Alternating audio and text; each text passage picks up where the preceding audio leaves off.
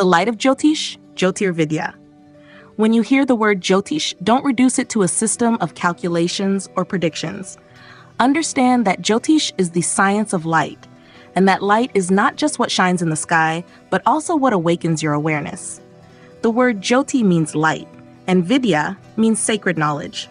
So when you study Jyotish, you are entering a living stream of wisdom, light that reveals the patterns of destiny and the deeper rhythm of your soul's journey.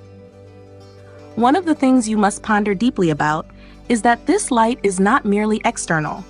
It is not limited to the sun or moon or the planets moving across the zodiac. It is the light of consciousness that makes it possible for you to even perceive those movements. Jotir Vidya opens your inner vision, your subtle eyes, to perceive the unity between the outer cosmos and your inner self. You're not just looking at a birth chart, you're looking into the mirror of your karmic memory, your soul's blueprint. You must understand that this Vidya is not something you conquer or possess. It is something that chooses you. The tradition says that Jotir Vidya draws seekers toward her when they are ready. She brings you to a teacher, a tradition, and a sacred path. And from that moment, your journey shifts from information gathering to transformation. The more you attune yourself to this light, the more your life begins to align with higher laws, dharma, rhythm, grace.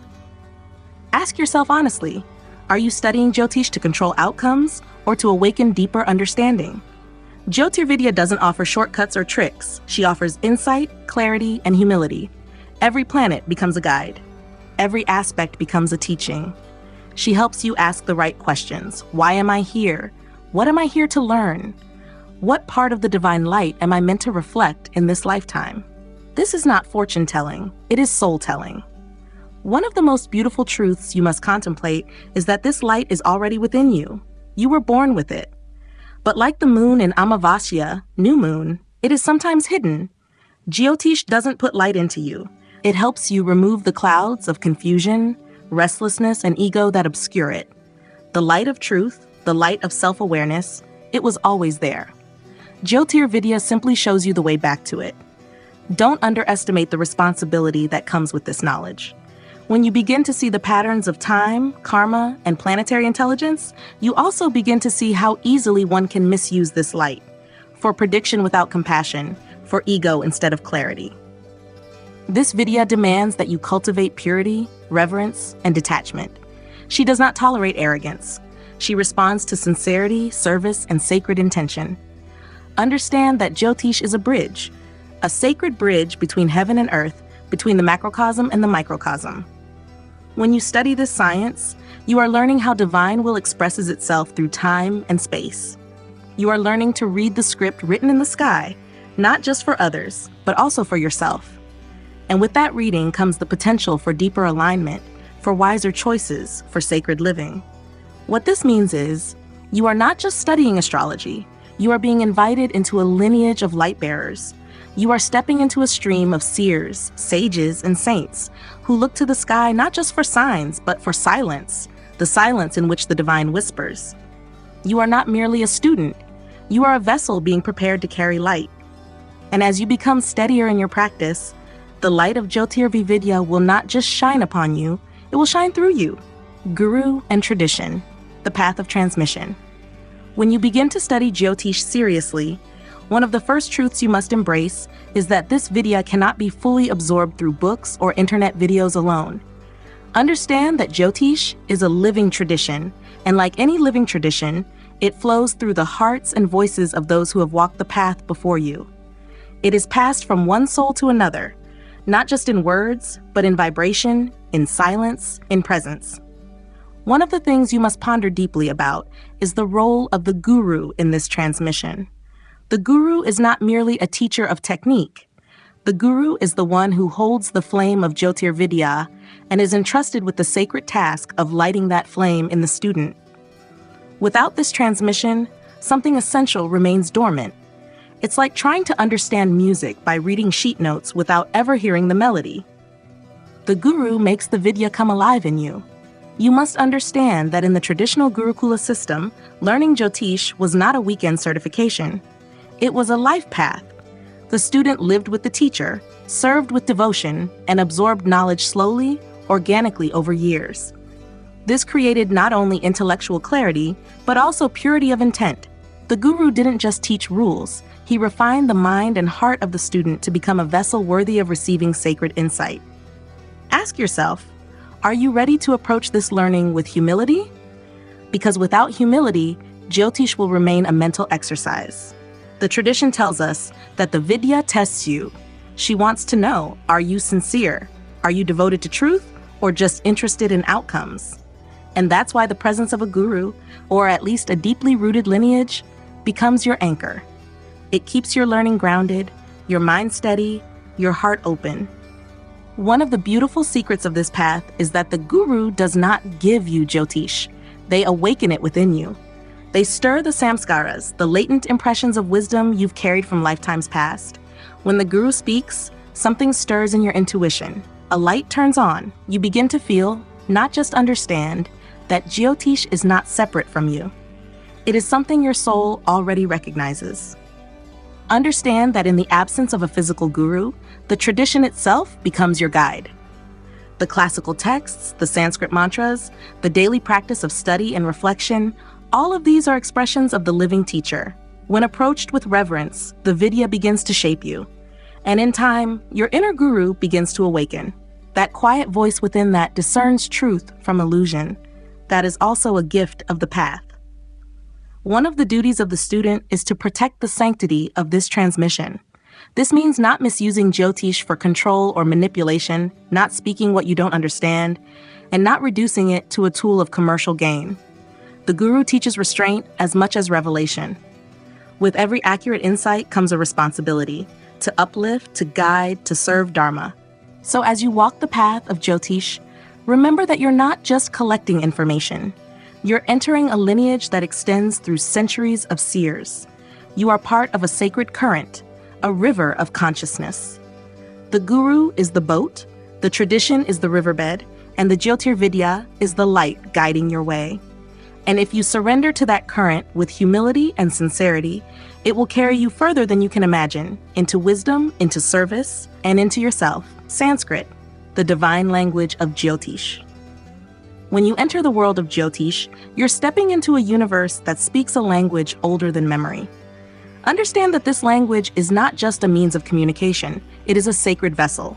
Sanskrit is the mother tongue of Jotir Vidya, and every syllable you hear from it carries with it a subtle power. It's not just what is said in Sanskrit, it's how it is said, why it is said, and what vibration it carries into your consciousness.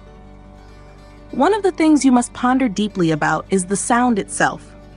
Sanskrit isn't merely intellectual, it's vibrational. Each syllable is said to reflect a specific cosmic frequency. When you recite a Sanskrit word like Surya or Shani, you're not just naming a planet, you're invoking a force. You're tuning your inner being to the frequency of that graha. This is why mantras are considered living entities, and why Sanskrit is known as a language of light. You must understand that the ancient seers who preserved Jyotish didn't choose Sanskrit randomly. They received it in states of meditative silence, in communion with the deeper rhythms of the cosmos. To study Jyotish without Sanskrit is like trying to learn classical music without ever hearing a note. The grammar, the meters, the roots, they all serve to awaken buddhi, the higher intellect, so that you're not just memorizing data, you're experiencing the spirit behind the structure. Ask yourself this: do you want to understand Jyotish, or do you want to embody it? Because Sanskrit offers you that bridge. It is not only the language of Jyotish, it is the operating system of the entire Vedic tradition, of Ayurveda, Yoga, Vedanta, and Sankhya. When you start to hear words like manas, buddhi, karma, or dharma in their original context, you begin to see that they carry meanings far deeper than any English translation can capture. One of the sacred privileges you'll experience as a student is the chance to chant the verses of Jyotish texts in their original form. As you speak them aloud, something shifts inside. The mind quiets, the breath deepens, and a clarity begins to rise, not from logic, but from resonance. This is the effect Sanskrit was designed for. It aligns your inner system with the order of the cosmos. It's not only a language, it's a spiritual technology. Understand that even if you don't become fluent, Learning keywords, listening to the phonetics, and chanting mantras properly already transforms your relationship to the Vidya. You begin to feel connected to the sages who spoke these words centuries ago. You start to notice that your intuition becomes sharper, your memory becomes clearer. Sanskrit refines your inner instrument so you can receive the subtle meanings behind a chart, not just interpret it, but feel it. One of the most overlooked truths in modern learning is that language shapes perception. Sanskrit doesn't just express spiritual truths, it reveals them. It trains your mind to think in whole patterns, in layered meanings, in sacred paradox. In time, you'll notice that Sanskrit doesn't lead you to conclusions, it leads you to insight. And that insight becomes the doorway to true Jyoti, illumination. So as you go deeper into Jyotish, don't rush past the language. Listen to it, chant it, let it speak to your deeper self. Sanskrit is the breath of Jotir Vidya. It is how the light travels. If you allow it, it will begin to reshape your mind, refine your speech, and attune your consciousness to the rhythm of the stars. Through Sanskrit, the grahas don't just enter your chart, they begin to enter your heart. The holistic vision, Sankhya and cosmology. When you study Jyotish, don't make the mistake of thinking you're just learning astrology. Understand that what you're actually entering is an entire cosmological vision, one that sees the world, the body, the mind, and the heavens as interwoven layers of a single divine fabric. To read a chart without understanding this bigger vision is like trying to understand a play by reading only one character's dialogue. The framework that holds all of Jyotish together is the wisdom of Sankhya. One of the things you must ponder deeply about is that Jyotish doesn't stand alone. It is one of the many Vidyas born from the same philosophical womb. Sankhya, Ayurveda, Yoga, Jyotish, they are all sisters. Sankhya provides the scaffolding, the architecture of reality itself. It tells you what exists, how it evolves, and what part of that structure is truly you. Without this map of consciousness, Jyotish remains surface level. With it, you begin to see how the chart reflects not just events, but the soul's journey through layers of being. Understand that Sankhya begins with two primordial forces, Purusha, pure awareness, and Prakriti, creative energy. The first is eternal, unchanging, and untouched. The second is dynamic, fertile, and ever-transforming. You as a soul are Purusha, but the life you are living, the desires, the body, the mind, the chart, all of that arises from Prakriti. Jyotish shows you how Purusha enters into relationship with Prakriti, how the divine witness becomes the individual experiencing karma.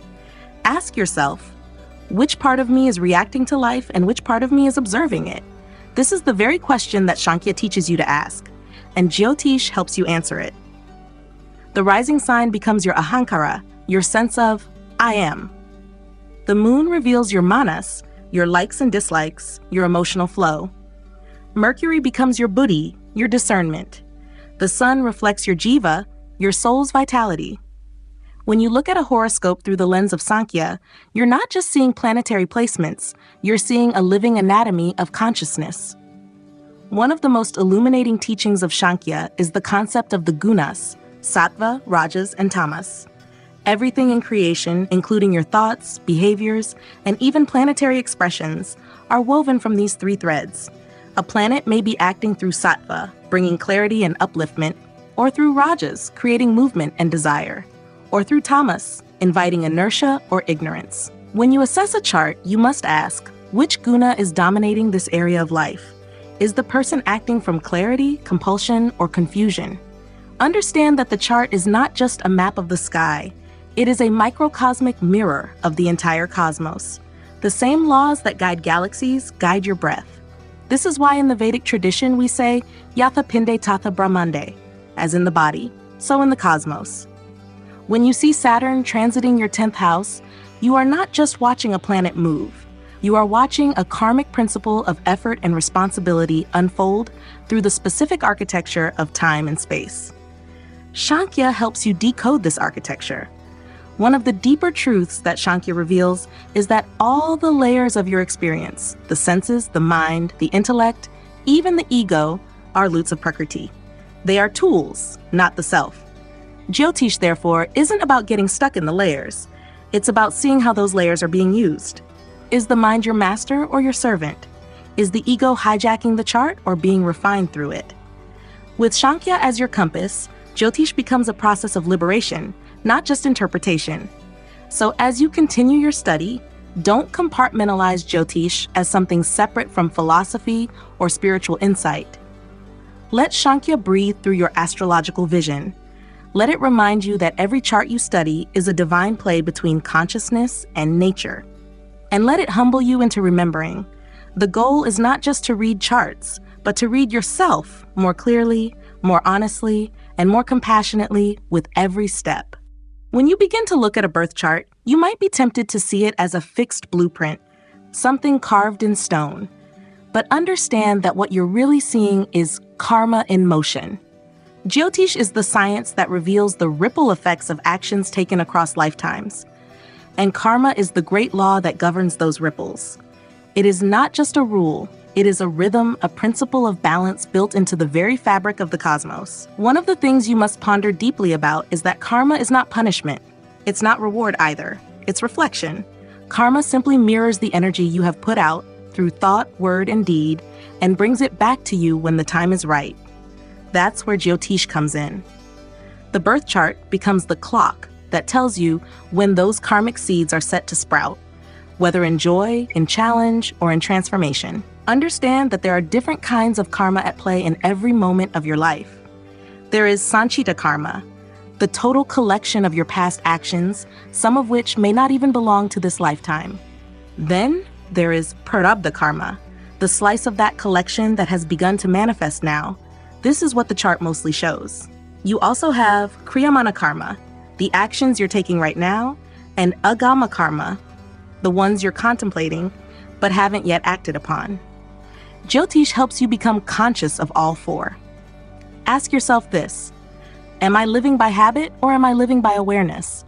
Because while the chart shows Prarabdha, the karmas you came here to experience, it doesn't chain you.